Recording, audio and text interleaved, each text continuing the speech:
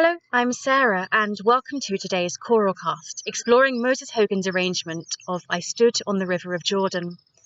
I'm here by Damhussoen, a lake in the west suburbs of Copenhagen.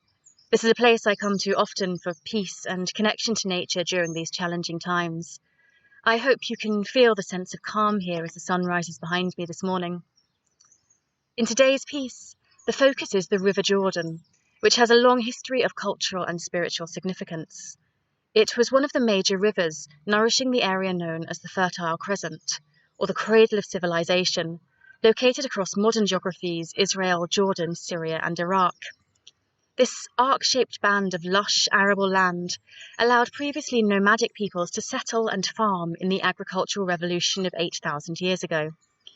From this settlement came waves of technology, ideas, and of course the Abrahamic faiths. The Jordan River grew in spiritual significance in the landscape of the Bible. Genesis references this fertile period of settlement, describing the river plain as well-watered everywhere and like the garden of the Lord. It symbolizes an Eden on earth.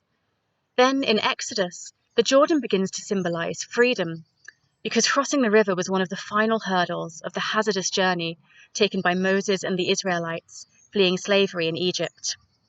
Later, in the New Testament, the River Jordan becomes sanctified as a place of baptism for both John the Baptist and then Jesus. More recently, crossing the River Jordan has garnered a new layer of cultural significance in its use as a symbol of freedom both in African American spirituals and popular songs more generally.